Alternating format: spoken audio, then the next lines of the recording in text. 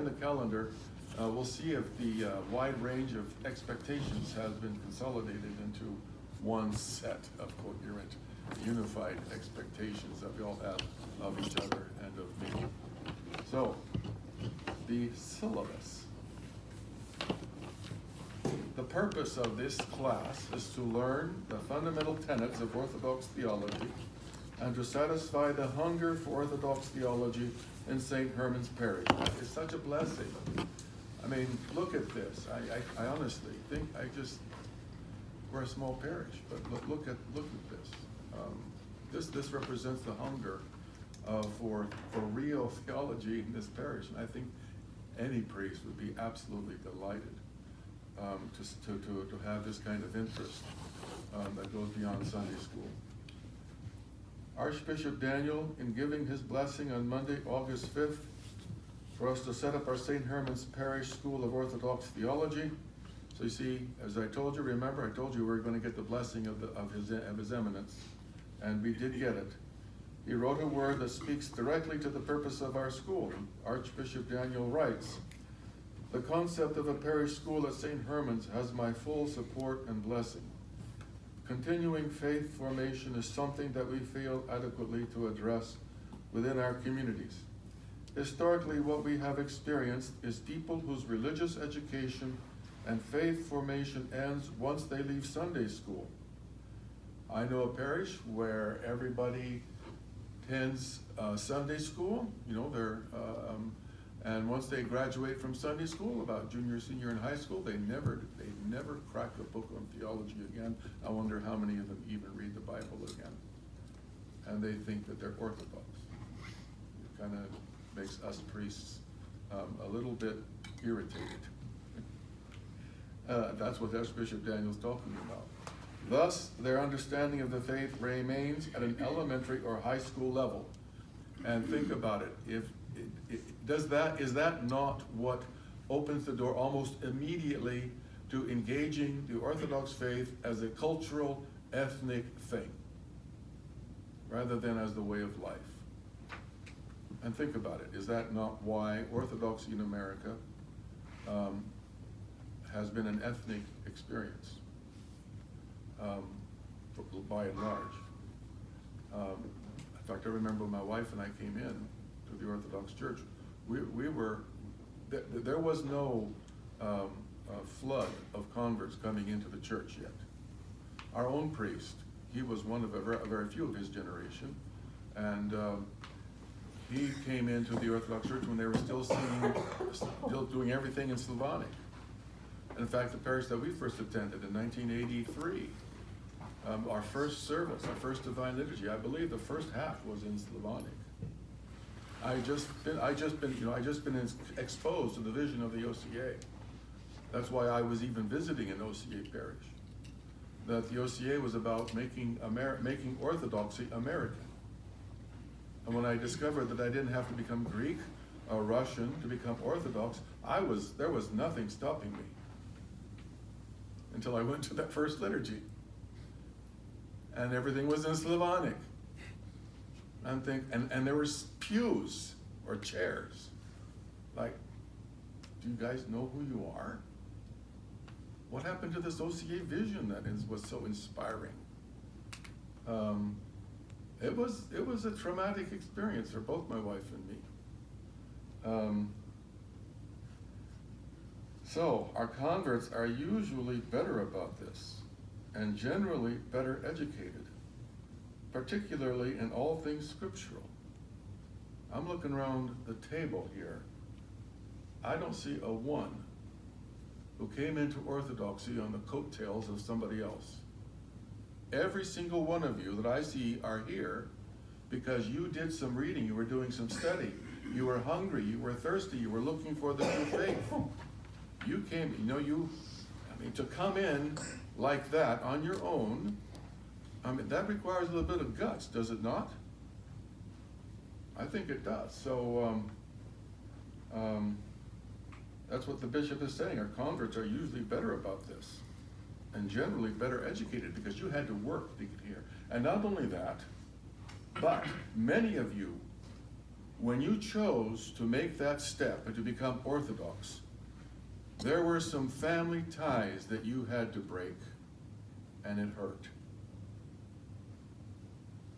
You really did, in a real way, leave father, mother, brother, sister, houses, land. You really did. So this was not a cheap decision that resulted in you being around this table.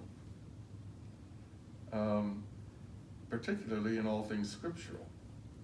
However, the time we allocate to inquirer and catechumen classes simply isn't sufficient to cover everything we would want them to learn about the width and breadth of Orthodox theology. As politics is always local, so it is with ministry. The ministry provided through a parish school can certainly help fulfill the needs of the local faithful. In other words, those whose spiritual growth has been entrusted specifically to the parish rector. So again, it is a blessing. I'm excited, you're excited, we're all excited, and for darn good reason. We are serious about spiritual growth. That's what makes it so exciting. So the objective of this school, the curriculum of the St Herman's Parish School of Orthodox Theology is rooted in Holy Scripture, based on the patristic tradition of the Orthodox Church. To make sure that you all understand, patristics refers to the fathers of the church, okay? As I explain in this note, it comes from the Greek and Latin word pater. So the patristics, they are the holy fathers, and generally they're the bishops, because that's their specific role, is to be that of teacher. But we can include in the holy fathers non-bishops, but men and women who have acquired the mind of the church. So that's patristics. Now there's another word that that will come across also in this syllabus, and that's patrology. That is the how would you describe it? Basically, who the fathers are, a little bit about their history, the situation in which they flourished. That's more of a historical, biographical description of the fathers. That's patrology. But patristics is the teaching, the theological teaching of the Holy Fathers.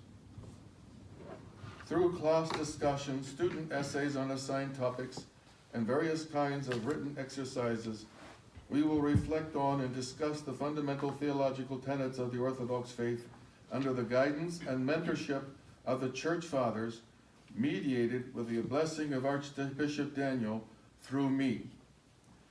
The subject matter of our curriculum will be given in our 3 required texts, which anybody does not have any of these texts. Anybody does not have any of these 3 texts. You got 3 of them.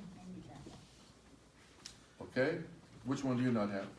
I have St. John of Damascus and Orthodox Dogmatic Theology, so I don't have Okay, so the other I would say these are probably the main ones. Okay.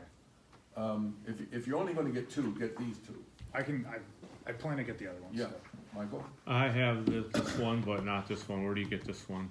Do they have them at the bookstore, or do I have to order one? I think Yulia told me, we got them at St. Anthony Greek Orthodox Monastery. Noah's the one that put us onto them. Okay. But Yulia told me that we wiped them out. Oh, darn. They are on Amazon? but not that particular cover. I don't know if Oh, I don't care about the cover. You know the old saying about I got this one from Amazon. Yeah, that's the one I have, so the pages don't line up with, I have Which that. one do you not have? I have that version of St. These John. are the Okay, same look ones. inside. Is that the 2016 or the 2019? This is the 2019. Well, I think- Michael, you can go to the. So you do need to be aware of that. Buy that I'm one assuming the directly. 2016 is out of print. St. Anthony's Greek. What's that?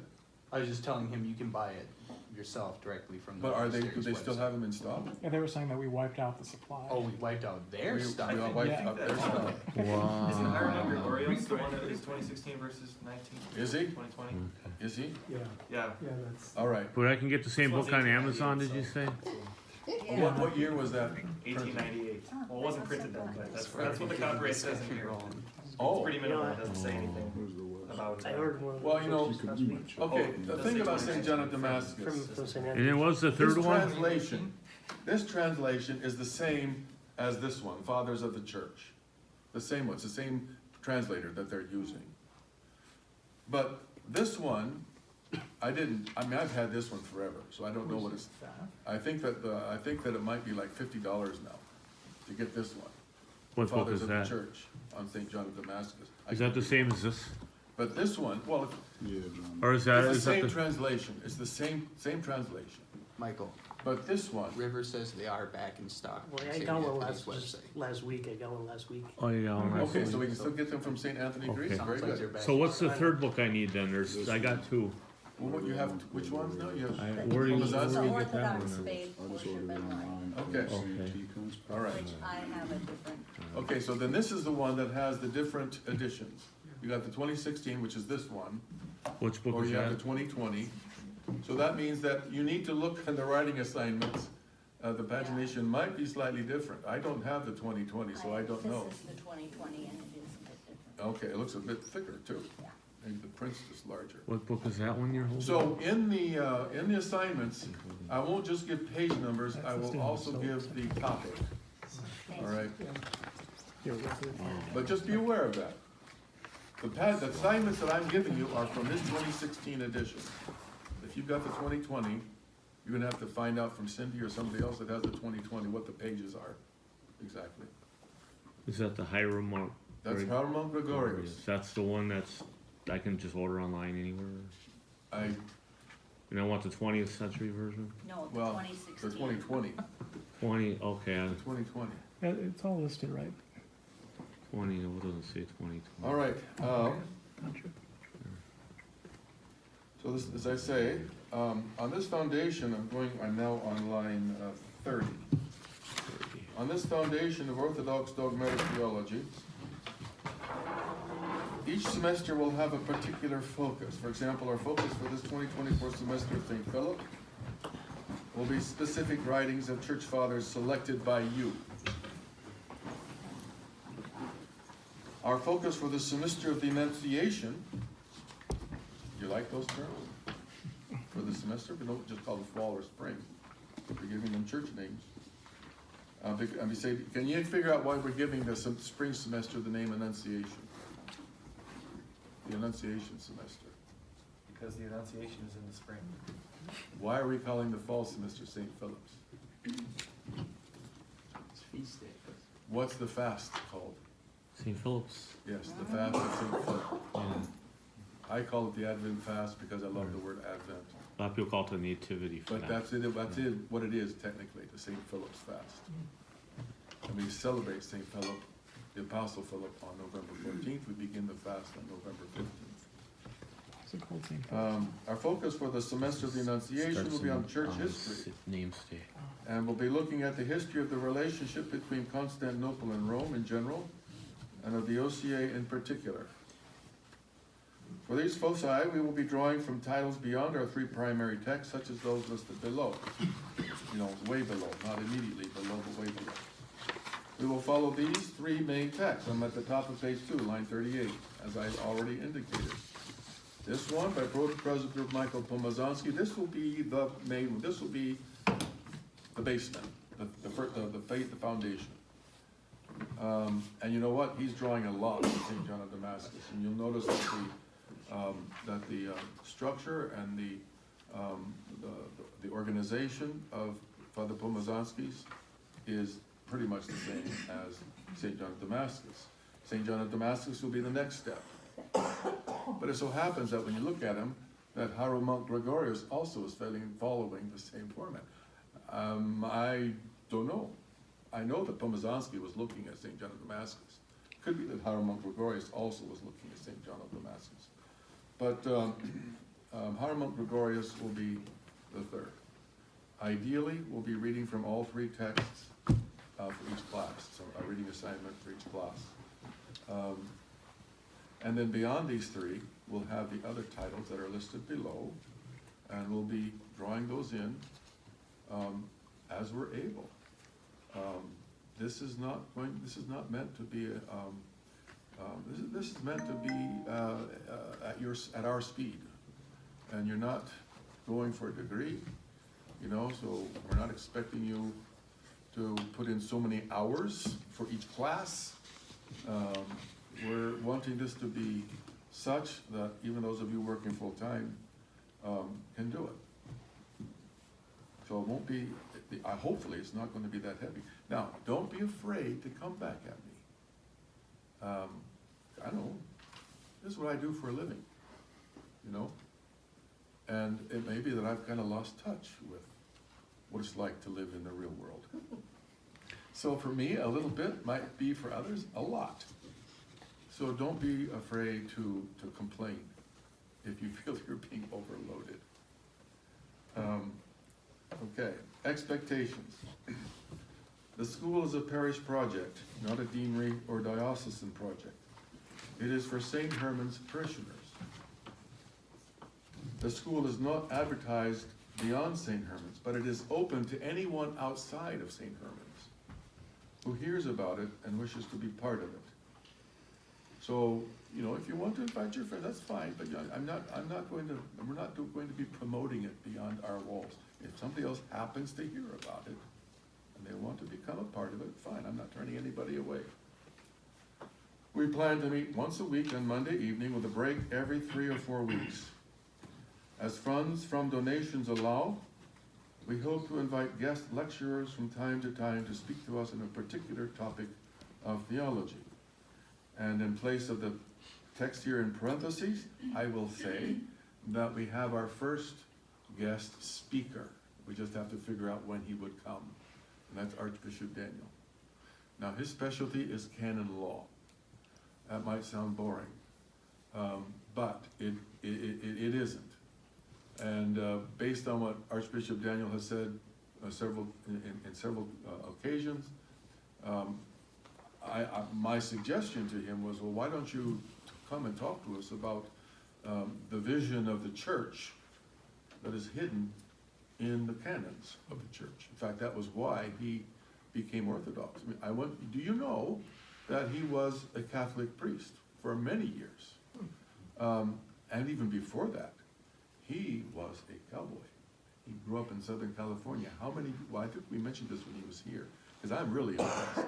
Because you see, when I was growing up, one of my favorite things to do in the summer was to go to the Nampa, Idaho Snake River Stampede. And I saw cowboys riding wild steers and wrestling those steers and roping those calves and riding the bucking horses. And so when I found out that Archbishop Daniel had done all of that, I was impressed.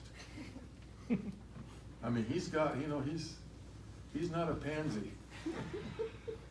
But anyway, he grew up in a very strong Roman Catholic family. He's Portuguese. His native home would be the Azores.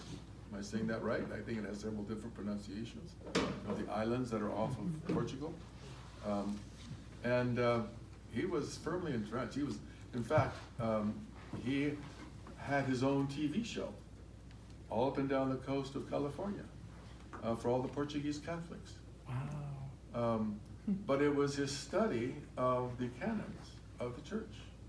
I think he was studying at Catholic University in Washington, D.C. was one place, and other places, that as he studied those canons and saw how the Catholic Church was actually functioning compared to what he was reading in the canons, he just became increasingly uneasy and saw that the Roman Catholic Church was not living, was not functioning according to the canons. Now, some Catholics today would say that the Roman Catholic Church is not functioning on a whole lot of other levels too. But when he discovered the Orthodox Church, it took him some time to get in, because remember, he had a strong family. His family was Catholic, and he was this, how would you say, he was this rock star on the California coast, with all the Portuguese Catholic. He had lots to leave if he was going to come in. But finally, the issue of integrity compelled him to break the ties. So the way he describes, I think he may have described this to us when he was here visiting us a while ago, remember what he said, that to break it to his family that he was becoming Orthodox, he took them to a public restaurant because they'd be less likely to lose control of themselves in the public space. But when he told them, well, his mother's main concern was, well, do they venerate the Theotokos, or the Virgin Mary? And Vladika said, in spades, mother. And so she was okay. Now his aunt was not okay with him becoming Catholic. She basically disowned him until he was ordained a bishop, consecrated a bishop. And suddenly she was so proud of him, and now she has his pictures, and she shows her his picture to all of her friends and all of her family. My nephew, the bishop. Where was I? How did I start on all of that? Oh yes. So the bishop is very excited about this too, and he would like to come. He'd be happy to come and talk to us. So we have to figure that out, how he's going to come. But if we're going to bring in guest speakers like that, I don't know about the bishop. If we could combine it with a parish visit, I don't know. But if it's not the bishop, for sure, we'll need funds for travel, lodging, and then something for a stipend or an honorarium. So we are soliciting donations for this, not only from the students, but for anybody, because I think if somebody like the bishop were to come, it wouldn't just be us who'd be invited to listen to him. We'd invite the whole parish to come and listen to him. All right, so moving on. Even though this is a school, those participating in the school as students are not going for a degree or a grade. The student has no other incentive to participate in this school and to complete the assignments conscientiously and thoughtfully than the sheer joy of learning the ordinances and ways of the biblical God. No one is looking over the student's shoulder to make sure you're doing what you need to be doing, but your guardian angel and your patron saint. And maybe your spouse, or your boyfriend or girlfriend. Students are motivated by nothing else but their desire to come in this world to a knowledge of the truth, and in the world to come, life everlasting. I will keep track of the students' completion of assignments and class attendance, which reminds me, I should have made an attendance sheet for tonight. So I'm going to look at you very closely, remember all who's here, so I can mark you as a present. But I'm doing that. I will ask the students to submit their assignments to me so I can record that they've been done. For two purposes. One, to help me gauge how you're progressing in your theological understanding, and to, if I find you kind of veering away or, rehearsing old ideas that you learned in your other shaping the tradition that you were shaped in that are not quite on the Orthodox path. My hope is that I'll be able to bring you onto the Orthodox path. But also, my reason for keeping track of all this is in the event, and this for now, it might be a pipe dream, so don't put any stock in this, but it's possible, is in the event our diocesan hierarch should wish to use participation in this school as a credentialing instrument for blessing students who have been received into the church to serve St. Herman's as lay catechists. Because you see that if you're a lay catechist, you're teaching the teaching of the church, not your own ideas, the church's ideas. Only reason I feel comfortable teaching and preaching is because that's what I was ordained to do, whether I like it or not. I have an obedience, and that is to preach and to teach.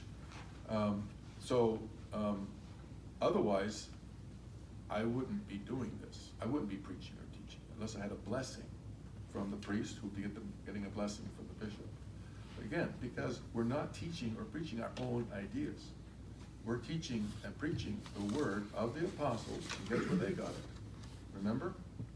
They got it from Christ. Remember where he got it? Directly from the Father. That's what we're preaching and teaching. So we need to make sure that those who are, even the lay catechists, if you're teaching people in this parish, the bishop wants to be sure, I want to be sure that what you're teaching is the church's teaching and not your own ideas. Now, this is the section, Michael, that we added, line 68 and following. Lex orandi, lex credendi. Dean, I bet you know what that means. The rule of belief is the rule of prayer. Yes. The rule of prayer is the rule of belief, a rule of faith. Establish your mind and life on a theological foundation. The foundation of theology in the Orthodox Church is prayer, lived in the liturgical and sacramental life of the Church. Our theology is given to us in the liturgical and sacramental prayer and worship of the Church. I have here a link for an online source to the prayers of the Minea and the Actoikos. The Actoikos, remember, means 8 tones. Remember that we have the Actoikos that go week to week through 8 tones, 8 for the resurrection. So we go tone 1 this week, next week is tone 2, 3, 4, 5, 6, 7, 8, then we start over with 1. That's just one set of prayers. And then we have the festal Minea, or the monthly Minea. Minea means month, right? So that is the book that has the commemorations for each day. The commemorations of the saints for that day. And it has prayers that are addressed either to the saint or to the Lord Jesus in praise and supplication of the saint. And then, of course, you have the feasts, all the feasts. All the feasts, except for Pascha. That's in its own book, the Pentecostarium. They are in the Festal Mineum.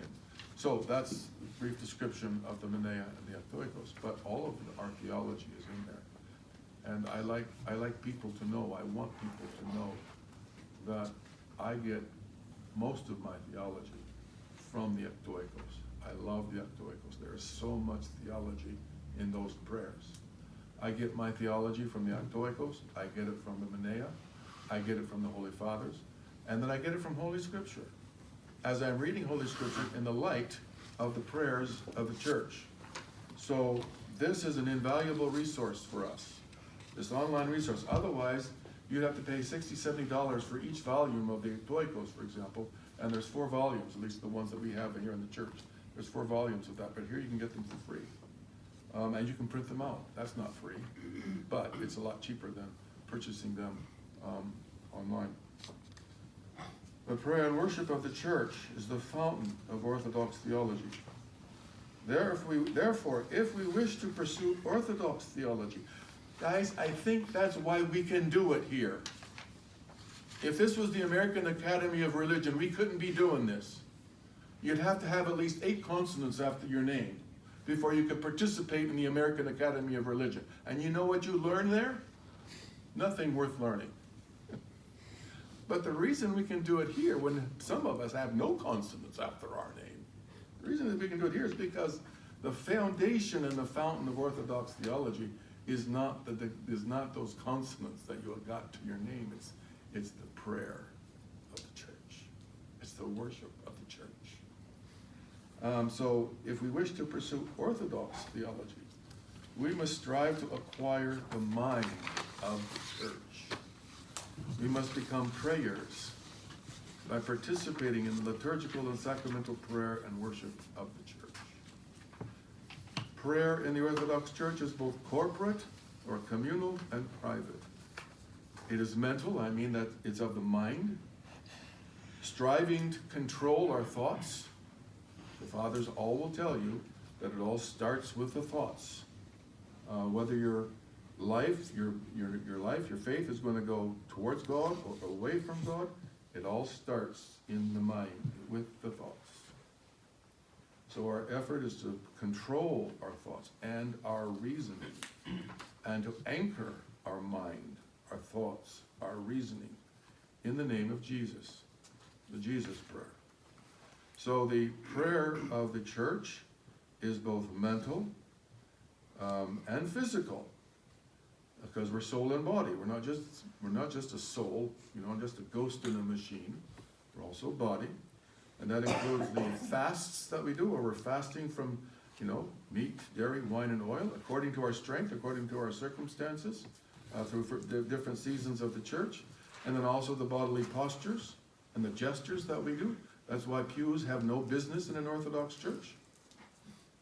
I mean, these Orthodox churches have pews and they never use them. They're always, the faithful are always standing up. It's like, why then did you waste money on the pews? And then when it comes time to make the prostrations, do you see them making a prostration? No, they can't. There's no room.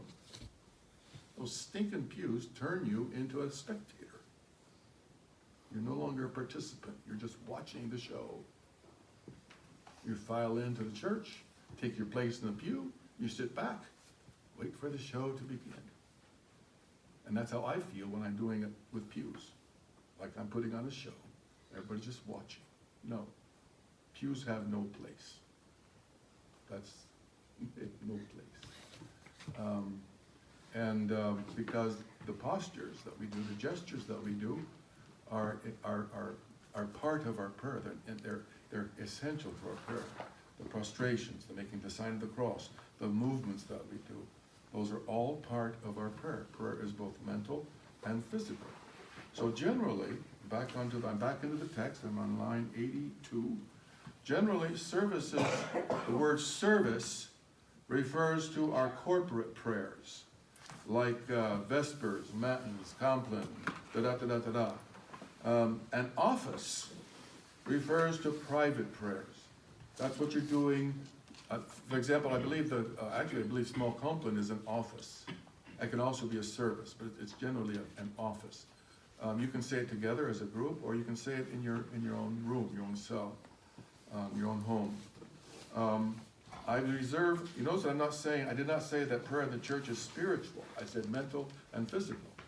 And you can use the word spiritual if you want to, but I'm not using the word spiritual here because I want to reserve that word for the action of the Holy Spirit on our spirit as we pray. We have no control over the spirit of the church. We do have control over our mind, well, to some degree. We have control over our mind and our body. That's what we worry about. That's what we do. We let the Spirit focus on the spiritual component of our prayer. Because we believe that as we give our mind and our body to the work of prayer, the Spirit will honor that. The Spirit will descend upon us and overshadow us. And now our prayer begins to become spiritual. It's not, we don't make it spiritual. The Holy Spirit makes it spiritual. That's what I'm trying to say. In a prayer, I'm back to the text on line 86. In a prayer to our Lord Jesus Christ by St. John Chrysostom, he asked the Lord to give him the gift of prayer as he prays. So on this principle, we become theologians. That is to say, we receive the gift of prayer as we theologize, or as we pray. That's how we do theology. If there's any prerequisite for this class, notice I'm not asking you to pay a tuition.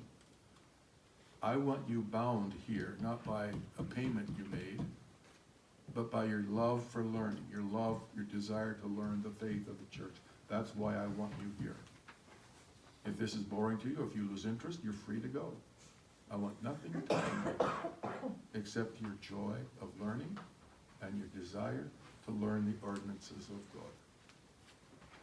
But if there is any prerequisite for this class, it is that the student will be practicing a rule of prayer that is both corporate and private, or mental and physical.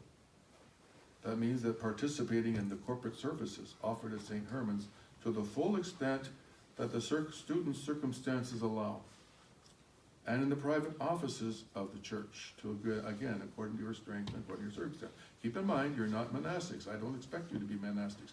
I'm not a monastic, and I don't act like a monastic.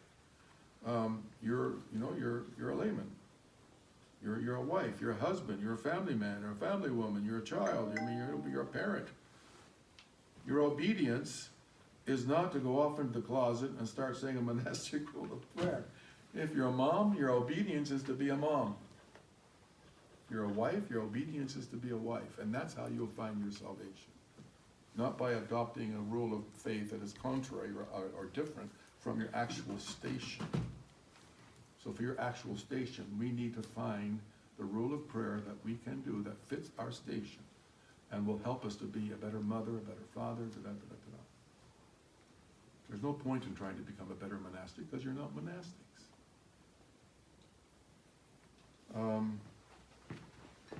So that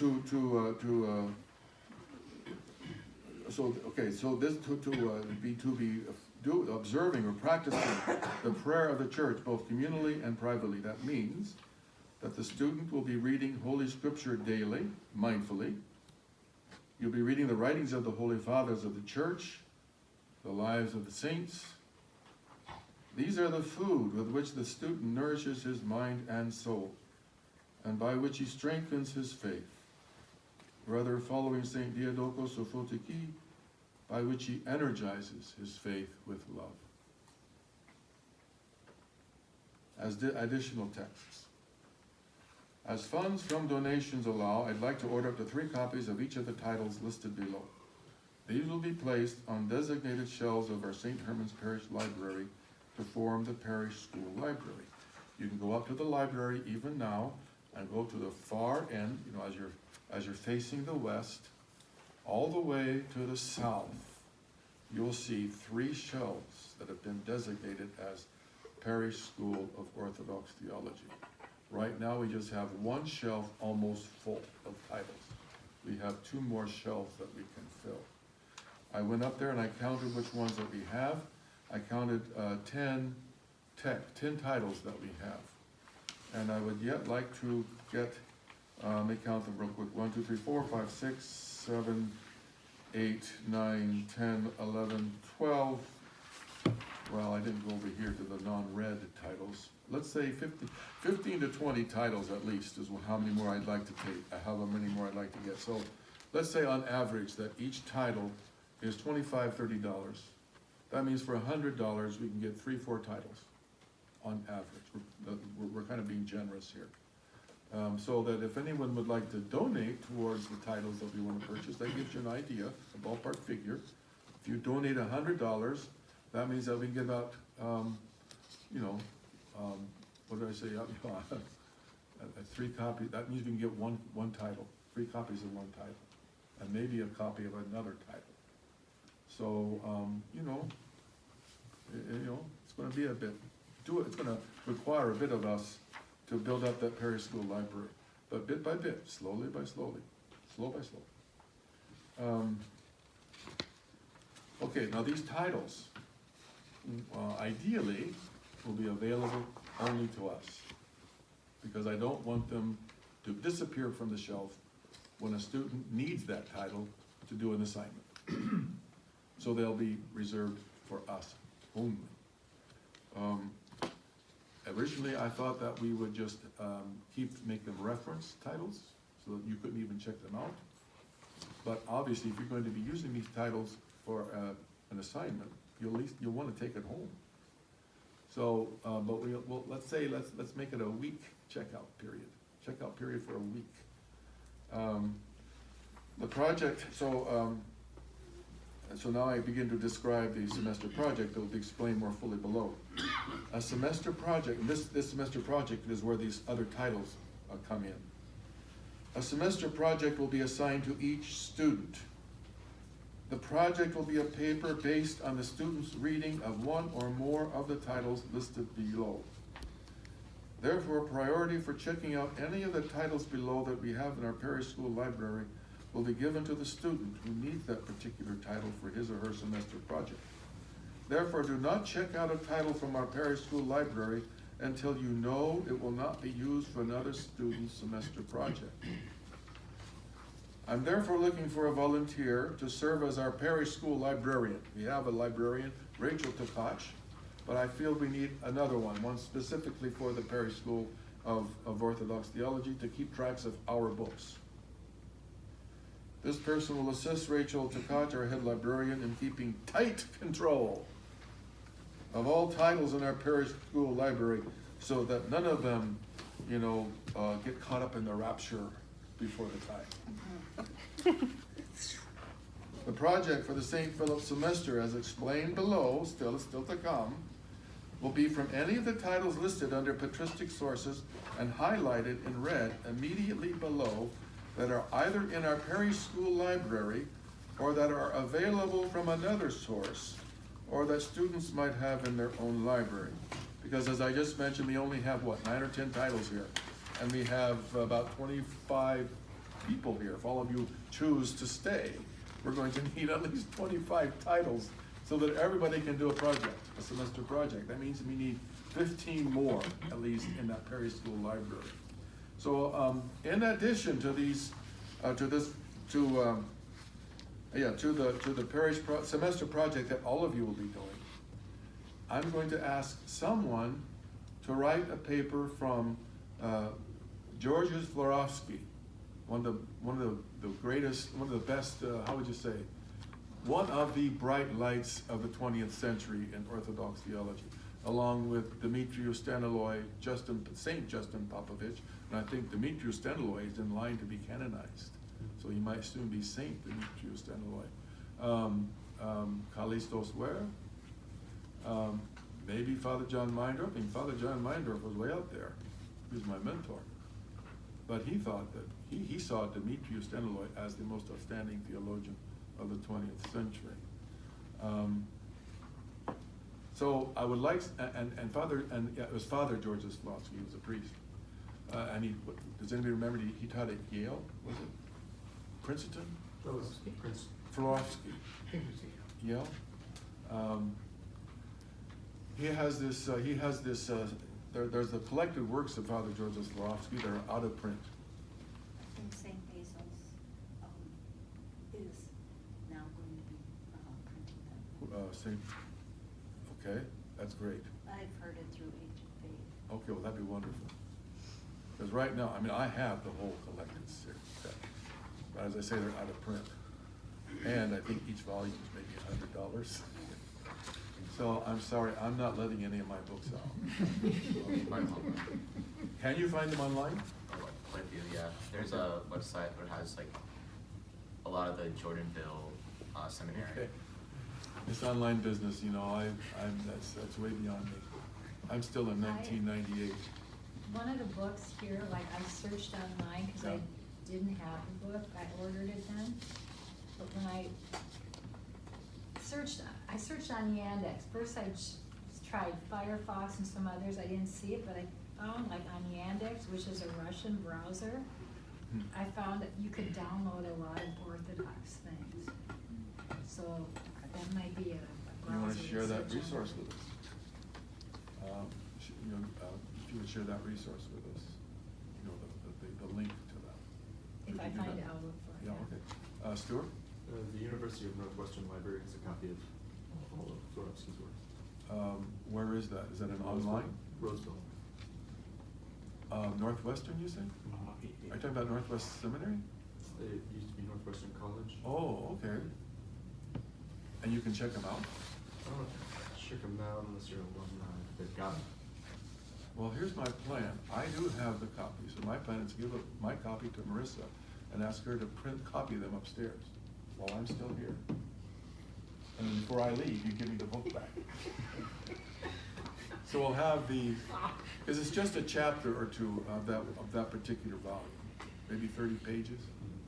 I really would like somebody to do a paper on that, to do their semester project on that, because it's really, it's critically important. I think that it's about the doctrine of creation from nothing, Gregorios ex nihilo, as the foundational doctrine of Orthodox theology, as I explained in the parentheses somewhere here in the syllabus. But that would be the first semester project that would be presented. So anybody who would like to do that, be thinking about that. All right. So patristic sources. Now we get into the sources, and these are all in red because these are the titles that you can choose from in doing your semester project. So you would choose any one of these, any one title. Yeah, and the idea is not that you're going to become the world scholar on this particular father. The idea is to introduce you to this father. And then share what you learned with the rest of us. That's its purpose, is to get you to start shaking hands and talking with the Father. So let's say that you choose St. Irenaeus. I honestly don't expect you to read the whole corpus of Irenaean works. I want you to read what you can read, what you have time for, what you have the competence for, and then write your paper from what you read. I do have somewhere, okay, when I explain it here below, what the semester project will consist of. I do have how I want you to divide your paper. And again, the purpose of that division is to give structure to you, to help to guide you in getting to know the fathers. My way of saying, Tom, I'd like you to introduce you to St. Athanasius. And then, you guys start talking. Here's what you can talk about, So I don't want you to be intimidated by the looks of this project. It's not meant to be. Many of us, some of us haven't written papers in a really long time. All right, that's another reason why I'm making you write. I'm not making you. I'm not. You're doing this for yourself. Okay? Inviting us to write. Well, yeah, but the thing is, I know a person who read the material for tonight that was initially assigned for tonight. But that's all he did. He just read the material. Can he tell you what he read? Maybe. The idea is, if you write down what you read, that means you're going to have to go back and review it, or scan it now, and get what you read embedded in your mind. You're going to plant it. Stay there for 15 seconds. I think it was. Oh no.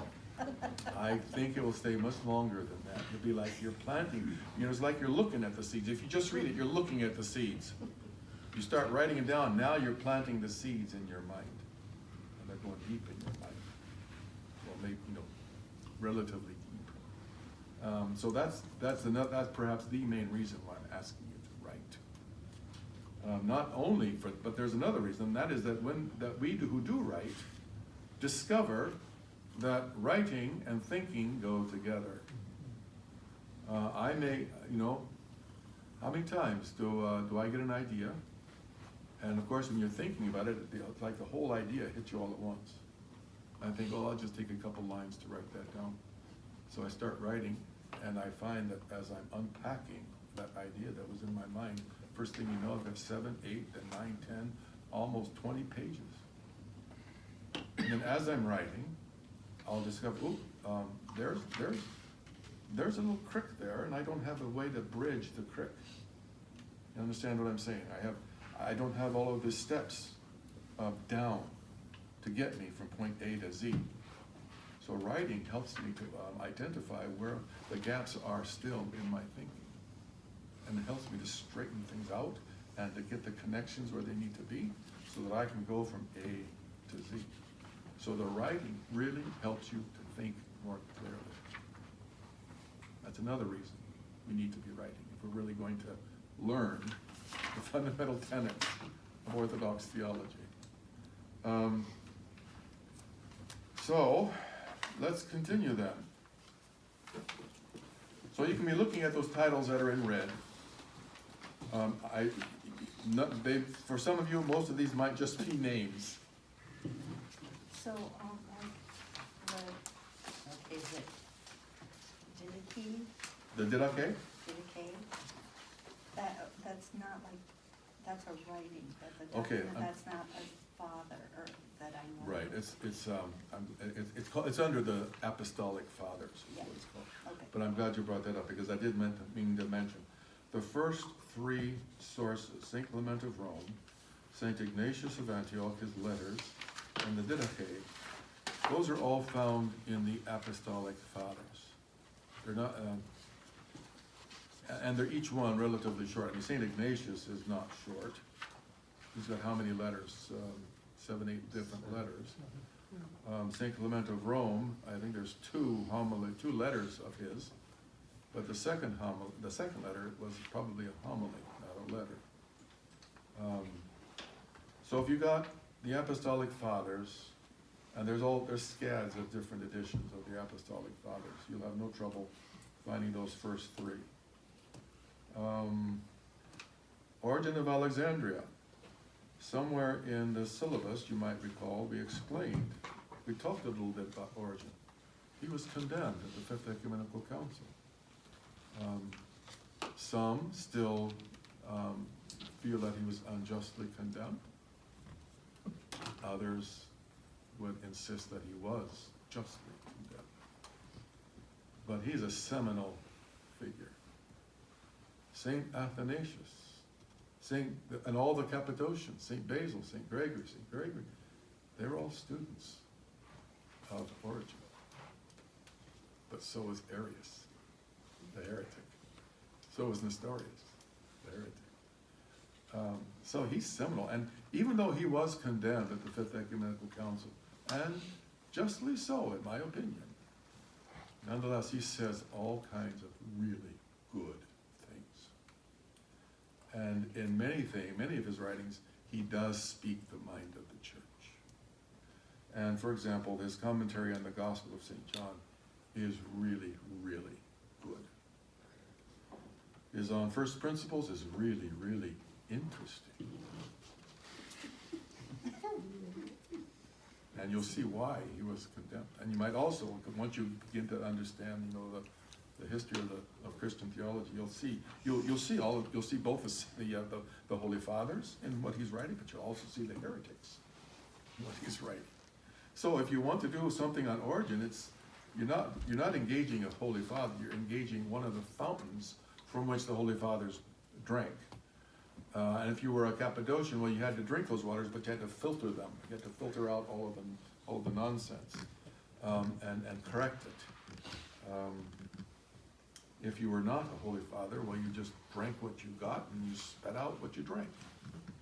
And it wasn't necessarily so good. Let's go down to St. Cyril of Jerusalem, line 144. It's the Mystagogical Lectures, but in our parish school library, it's under the title Catechetical Homilies. It's the same title, same book. Catechetical Homilies.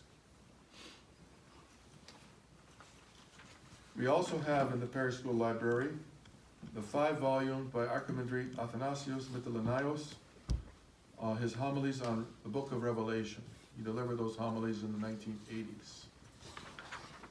And they're still relevant for today. And I believe he has been canonized. All right, I'm sorry, for line 240, I didn't catch that. I should have hit enter one more time so that we could get the head for this next section at the top and not at the bottom of the page. So moving on to 241, line 241, each student will choose any title listed above highlighted in red. These include all the titles under patristic sources and Father Georgios Florovsky's On Creation, under modern Orthodox theologians. And here's the parentheses where I explain why I want somebody to do for us Florovsky's article here on creation. Now, moving on down to line 262. Your paper will be a summary overview of the church father you choose. Whatever you were able to read, whatever you had time for, whatever you had the stomach for, that's what you do your paper on. Your paper, notice, plus or minus 1,750 words. Again, this is not for a grade, so it's not like you have to do a full-blown 20-page paper in order for you to get even partial credit for this. No, I say plus or minus because we all have different writing abilities. And what I'm wanting you to get away from is these one-sentence answers, which some people who don't think will give. I'm wanting to make you think a bit and dig down a bit, and do something more than just some superficial one-sentence answer. But on the other hand, I don't want you to feel like you've got to write this 10, 20-page paper. This is the ballpark, around 1,750 words. Let's say that the paper should be like my professor at the Northwest Nazarene College liked to say, it should be like a woman's skirt. It should be long enough to cover the subject and short enough to keep it interesting.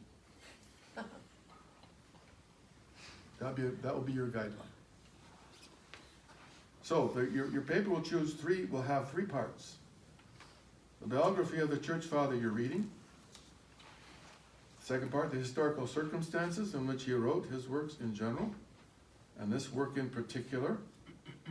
The third part, the theological issue that your church father is addressing, or issues that your father is addressing in this work, and a brief outline of his principal argument. So you see what I'm trying, I hope you can see what I'm wanting you to do. I want you to get to know the Father. So that if you're at a dinner conversation and somebody brings up the topic of, oh, say, Sherry, I was reading about St. Athanasius the other day. He's an interesting fellow. Tell me about him.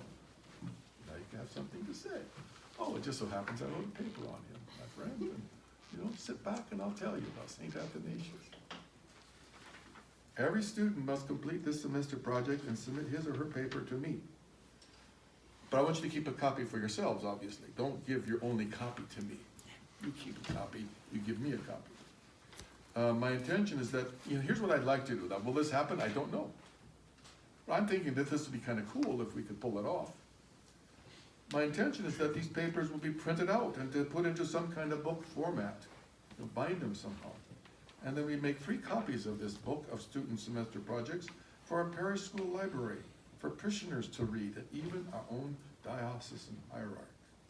So you'll be sharing what you're learning, not just with us, but ultimately, if this all goes as planned, you'll be giving an opportunity for all the parish to learn about the person, the Father that you wrote about. Now, of this group, all of you, I want 6 students to do their paper on one of these 6 patristic sources. As I already said, Father Georgios Lorovsky on creation. I'd like somebody to do on St. Irenaeus of Lyon. Someone on St. Athanasius of Alexandria. Someone to do either one or all 2 or all 3 of the Cappadocian Fathers. It's really up to you. I think I'd probably recommend one of them. But if you're ambitious, because they're all 3, they're all kind of, we generally group them as the Cappadocians because they were all dealing with the same issues, the Holy Trinity and against the Arians. So they're really the ones that hammered out the formulation, the biblical formulation of the doctrine of Christ and the Holy Trinity. St. Dionysius the Areopagite. Notice that I have him in the 6th century. St. Dionysius, you may know, was the disciple of St. Paul. That became a disciple of St. Paul after he heard him on Mars Hill, as it's called in Latin, or the Areopagus, as it's called in Greek, because when he was talking with all of the philosophers of Athens. But the person who wrote this Dionysian corpus was in the 6th century, sometime in the 6th century. That doesn't mean that he was a fraud. That's not how they thought back then. What it means is that this writer, who's writing under the name of St. Dionysius, it means that he is writing in the tradition, in the school of St. Dionysius. That's why he's sometimes called Pseudo-Dionysius? That's why he's called Pseudo-Dionysius sometimes, yes. By those who think that he is not, how would you say, Orthodox Christian, they'll call him pseudo. But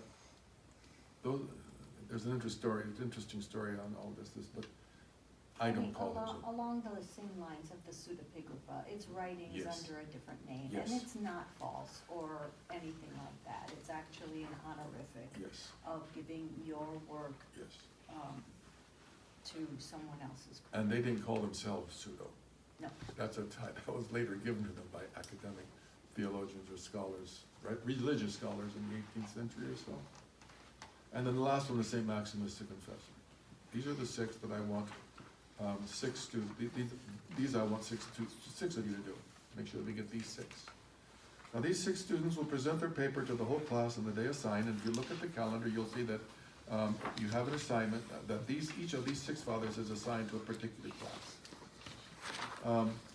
Yours will be a 30-minute presentation, give or take, with a 15 or 20 minutes afterward for Q&A, for class discussion, and for class discussion.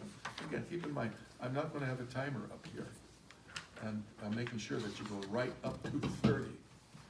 That's just a ballpark, you know?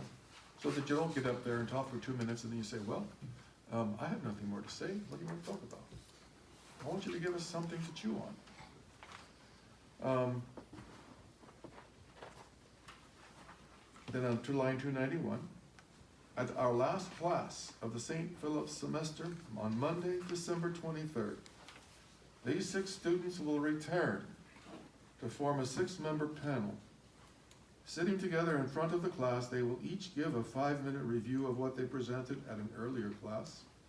These 6 reviews, so that takes us, what, that's 30 minutes right there, roughly 30 minutes is that this 6-member panel will be refreshing our mind on the Father that they told us about. Then these 6 reviews will serve as the springboard for the class discussion and interaction that will follow, led by this panel of 6. So I envision the panel of 6 sitting at the table here, the rest of us sitting out here in the audience, and then when they're done, we'll engage them in conversation. I also envision them engaging each other. So we'll have a round table discussion as a whole class. In this class discussion and interaction, we will be looking not only to appreciate the principal points of these particular church fathers' theological teaching, we will also be looking to discern how these fathers together and individually are applying and demonstrating the fundamental theological principles we have been learning from our class readings, discussions, and assignments on our 3 primary texts throughout the semester. We can go next to the calendar, but before we do, obviously, let's pause. Do you have any questions that you would like to raise at this point over about the syllabus? Yes, Travis?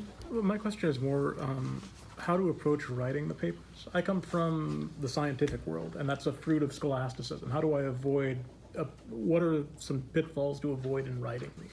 I wouldn't even worry about it. Okay. Like you're talking to me. If you were talking to me, you would have no shortage of words. Mm-hmm. But you'd want to organize it. When you're talking to me like here now, see, I'm just kind of talking off the cuff. But I took some thought in writing down this syllabus. So the syllabus is much more coherent than what I'm saying off the cuff. So you're just going to talk, like you're talking to me. And then organize it so that it's coherent.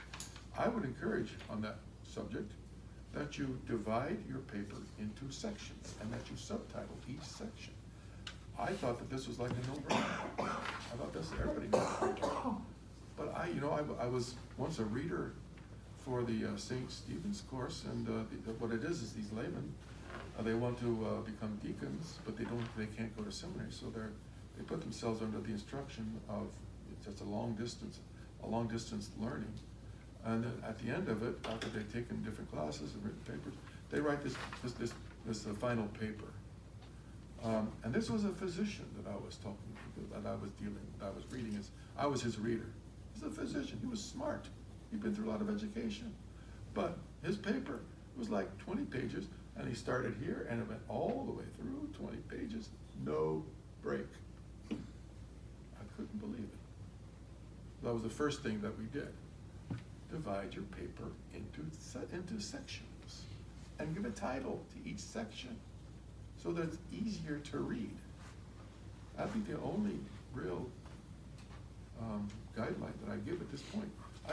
Don't worry about it. Otherwise, you'll get what do they call it? Writer's block. Writer's block. You won't know what to say.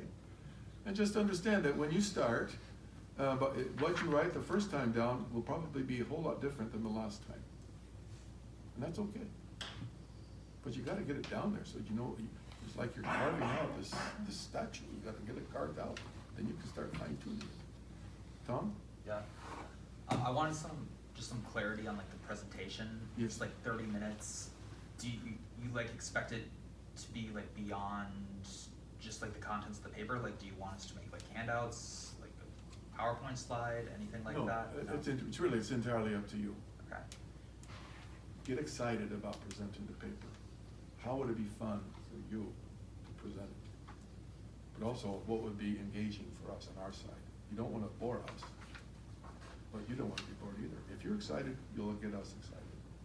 So, be creative. Yes? Matthew? Are we essentially writing biographies here? On the project? Yeah, on the different saints, or is this like, you know, obviously we'd have to talk about their lives a little bit to put their theology in context, or are we digging into their theology? Because I remember some parishioners were doing presentations last year, the year before. Is it very similar to that? It could be, yeah. Okay. These are the three parts. I mean, you understand, you want to get what they were teaching, you want to get that out. Okay. And you want to give as much as you can, you want to trace their argument. For example, St. Athanasius. What's his argument about why Jesus must be God in order to be the Savior? Okay. You want to get that down, but you also, you need to know what the historical circumstances were that made him that made it so that St. Athanasius had to write that. That gives us a context for what he's saying. But then you also want to give us a little bit about St. Athanasius himself. Who was he? Where's he from? Where did he live? To give us a picture, a snapshot of this particular father. So these are the three main areas: biography, historical circumstances, and his theology. Okay? Mm-hmm. Paul, did you have? Okay. Now watch that hand. I'm just rubbing my head. Okay. All right. Anyone else? Let's just go over the calendar then. You notice that after tonight, no class for 2 weeks.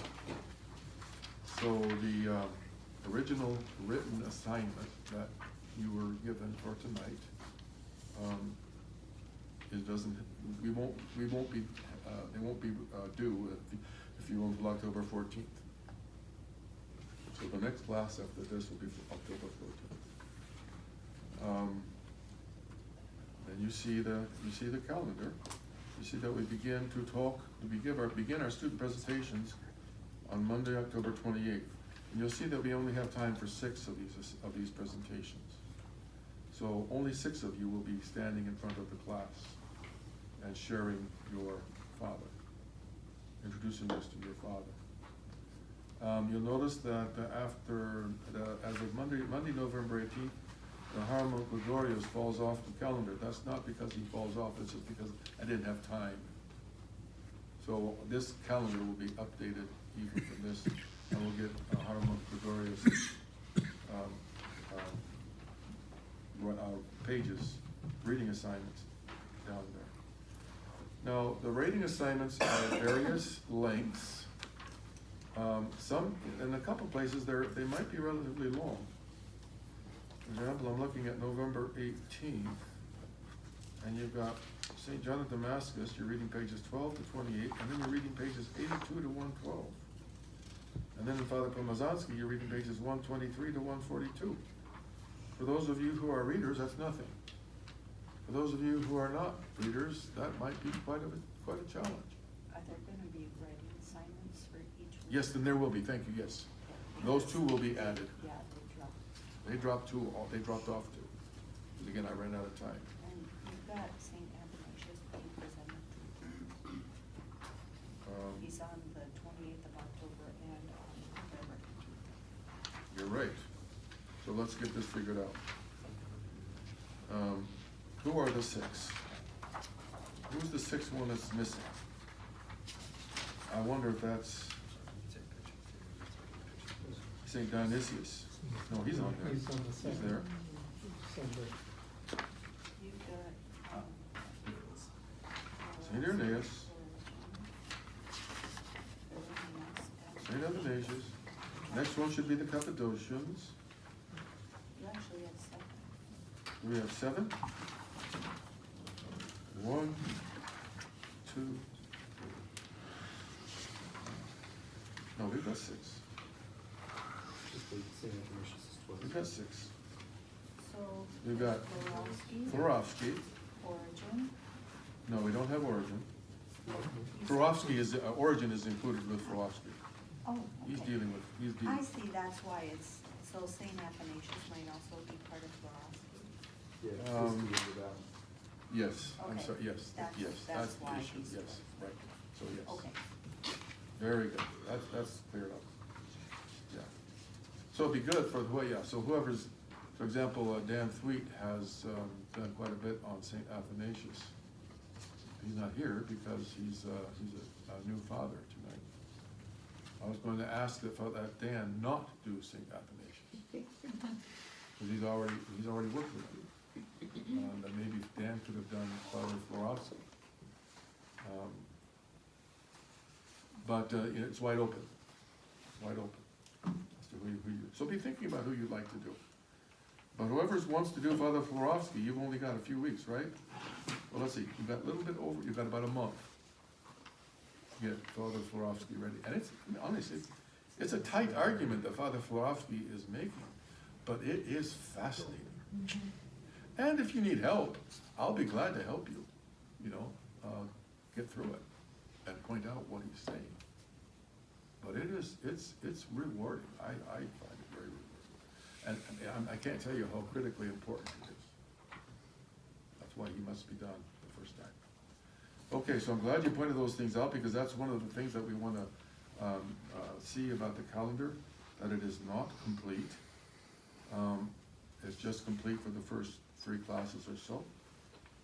And you'll notice that we have a break on November 4th, and then we go 1, 2, 3. Let's see, is that 1, 2, 3? We have 1 class, and we have 1, 2. And then we do 2 classes. Then we do 1, 2, 3, 4 classes in a row, and then we do a break, and then 2 classes. So we'll have 2 breaks, is that right, throughout the semester?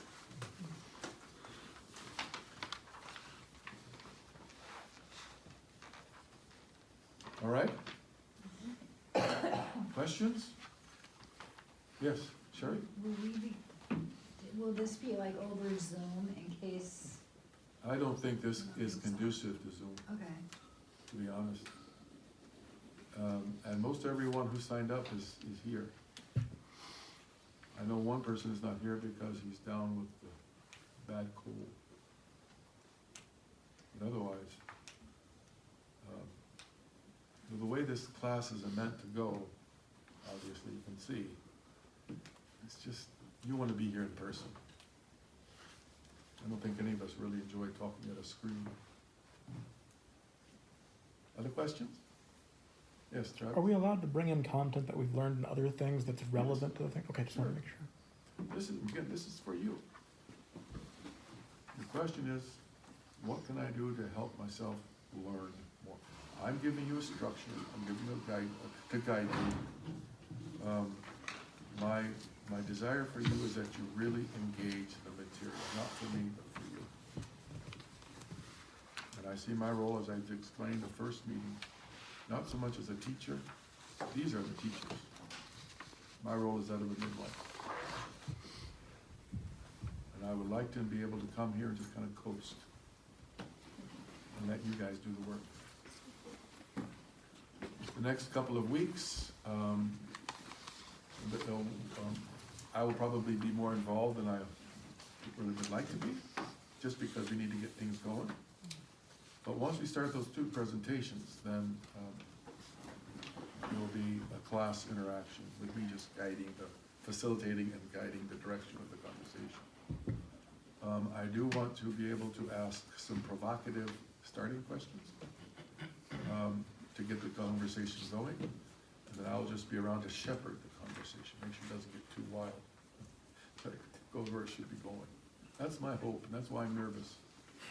I don't want to mess this up, because I want you to learn. I really want you to learn. Michael? Yeah, if I'm not familiar with any of these, can you help me pick Yes, one? I'll be happy to. Oh, okay, good. Yeah, if you need any help, that's what I'm here for. Yeah, because I don't read any And of if you don't these, know so- any of these, well, wonderful, you're gonna learn something. Yeah, for sure. If I, yeah. And I like the way Father Paul Hodge says that he learned this from somebody else. Our goal is not to boil the ocean. What? Don't try to boil the ocean. Oh, that'd be one heck of a Take a fish little bit of bowl. water, put it in a cup, that's what you boil. You get it? That's my temptation. I see this is like going into a candy store. I wish that I could just glob all of this right now, but you can't. Into little bits and pieces. I understand that this bibliography, these sources, that's what, 3 or 4 pages? And this is only a start. So, apart from the 6 people who take the Yes. presentation people, it's sort of just up to us who Yeah. we wanna dive into? Yeah. Okay. Yeah. What should we tell you about that? Well, I guess, ASAP, maybe, coffee hour or anytime you see me. Oh, okay. But give yourself time to do the project, right? Don't decide the day before, obviously. Yeah. And then when I update the calendar, it would be nice to put in who's doing what when. Yeah, and I guess If you're doing one of the 6, otherwise, part of me thinks there's gonna be a wealth of very interesting thinking and writing going on here. And I'm gonna get to hear 6 pieces of it from certain people.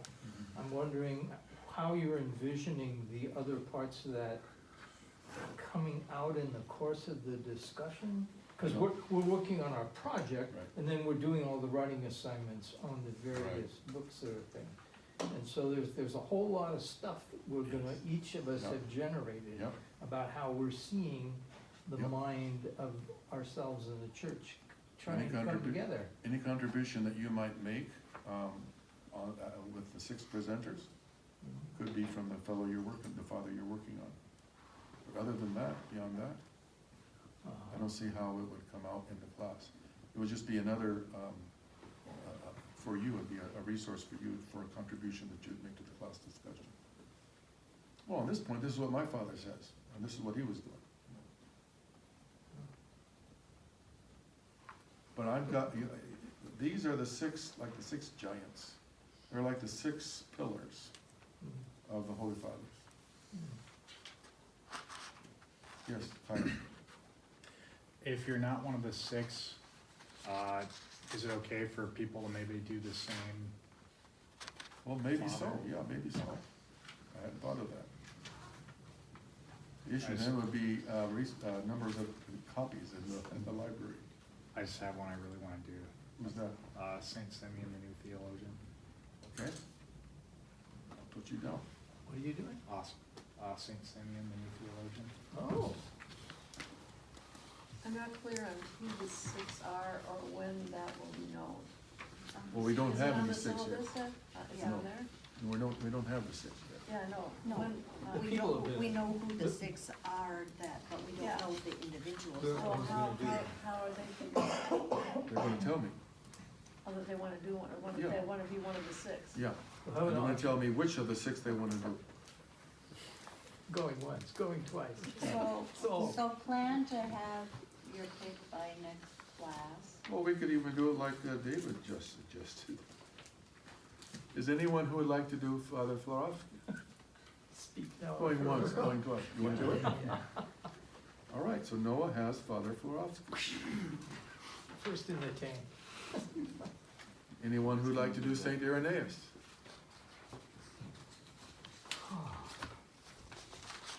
How about St. Athanasius? Tom?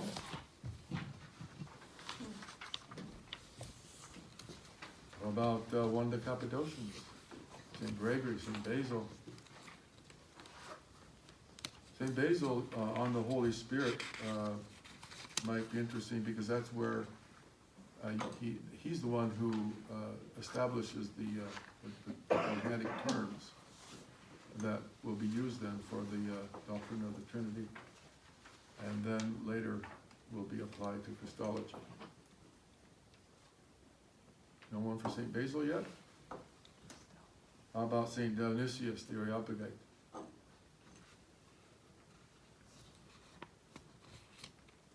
St. Maximus the Confessor. All right, well, the rest of you be thinking. Be Next thinking. one. We've got St. Irenaeus, and we have one or all 3 of the Cappadocians, and we have St. Dionysius the Areopagite. So we've got, Could I do the Cappadocian? you want to do one of them, okay? I'll do all 3. All right, I can I'll do your- here. you want to do Irenaeus? Yes, I'll do Dionysius. for Dionysius. Did you wanna do? Avery? Not in particular. Avery, you said you went to Dionysus?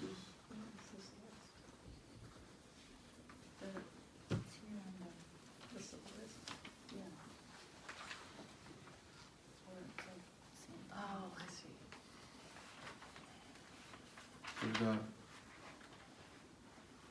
We've got them. So Noah is going to do Father Florovsky. Cindy's going to do St. Irenaeus. Tom Wittenberg will do St. Athanasius. Paul Hagen will do the Cappadocians. Avery will do St. Dionysius the Areopagite, and Stewart will do St. Maximus the Confessor. All right. The rest of you What's it under? be perusing the titles on the in red and be thinking about who you'd like to do. And to Kyle's point, you don't have to worry about somebody else doing yours. You can have two people. It'd be fun to have everybody doing a different one. Again, this is for you.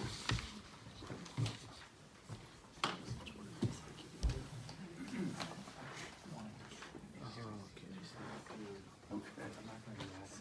Do you have his against prognostic stuff? I have that. Make sure that you draw from, yeah, against the Gnostic focus. He also has more That's interesting. I didn't know that. All right, if there are any other questions or clarifications that you feel you want, Nick? On the formatting for the written assignment, I just have about every question imaginable when it comes to how to format those papers. So I don't know if, I mean, it's just, I don't expect to get all of my answers questioned tonight, but I got like one by one, probably like a dozen questions on the formatting instructions. Why don't we, you and I talk then? That'd be excellent, thank you. And the purpose of the formatting again is just to make it so that it's easier to read multiple papers. Totally. And I'm excited to learn how to format it, so I'm looking forward to it. I don't even know what formatting is. We're gonna learn, buddy. Yeah. Boy, it's starting off in kindergarten. Walter, I know, we're in school all over. Correct. Yes, on the calendar, yes.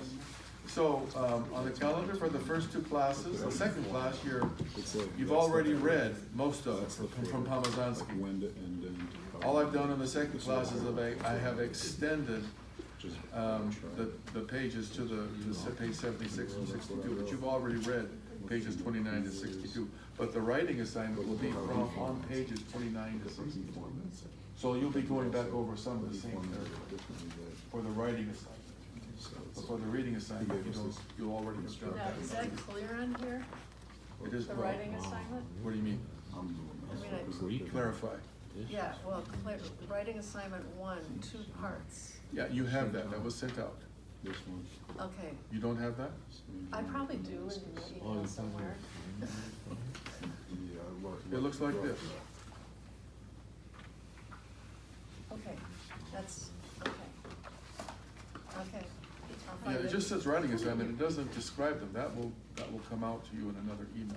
Okay, so you'll be sending them out Yes. as we go? Yes, but you should have the first The writing first one, assignment. okay. And if you don't, let me know.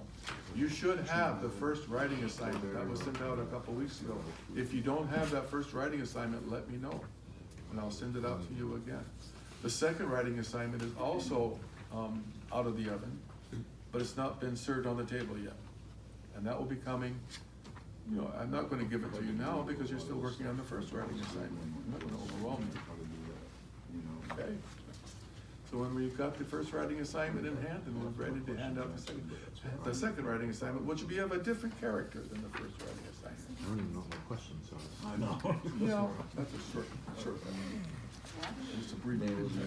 That's why I went step by step. I just didn't want to try to. How did you do it?